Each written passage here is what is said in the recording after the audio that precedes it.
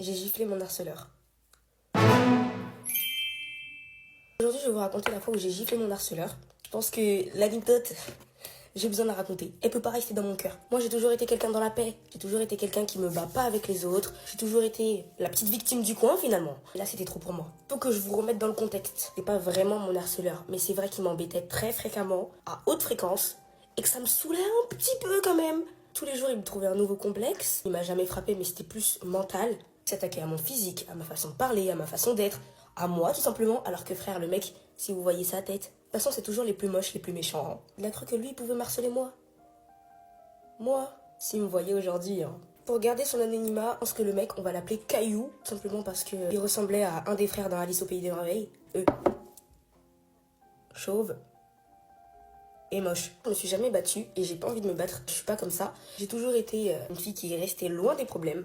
Lui, il voulait mettre les problèmes vers moi. Reste avec tes trucs, s'il te plaît. C'était au collège, donc j'étais la petite victime du coin. Quand je dis la petite victime du coin, c'est pas que je me faisais taper dessus et tout. Au contraire, j'étais très sociable. Le truc, c'est que quand il me vannait, etc., je rigolais. Ce qu'il ne faut jamais faire. Parce que sinon, ils comprennent pas, en fait. Et ils continuent à t'insulter. Du coup, comme d'hab, j'ai fait tout ce qu'il fallait pas faire. Quand il me vannait, j'étais comme ça. Je l'avais pas trouvé celle-là. C'était drôle. Non, c'était drôle. T'es bon. Non, t'es bon. Ça me faisait pas rire. Hein.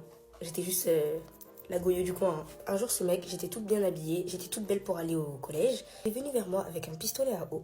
Je me suis dit, il va pas faire ce que je crois. Il a fait ce que je crois. C'était même pas en été, frère. Il a commencé à me bombarder. Hein.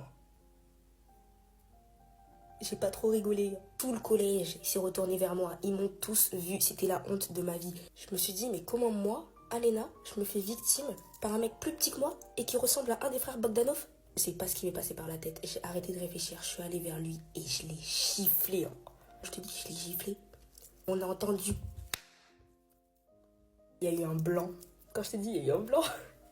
Tout le monde s'est retourné vers nous. Faut pas frapper les gens. Mais là, ma tension, elle était tellement là. J'ai encaissé toute l'année des insultes et tout. Là, je l'ai frappé. C'était trop une dinguerie. Moi, je l'ai frappé fort. Le mec, il est resté comme ça. Wesh, il était choqué. Même moi, j'étais choquée. Il a commencé à dire, qu'est-ce que tu fais là? Carrément. J'étais tellement déboussolée. J'ai dit, je sais pas.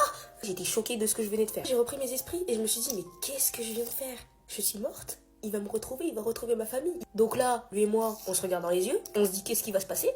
Il est choqué, moi aussi je suis choquée. On se fait un ace contact, mon pote. Il est parti. Il est parti en courant. Je me suis sentie tellement fraîche. J'étais là, mais faites des édits sur moi. Je me suis sentie invincible. Je me suis dit, ça y est en fait.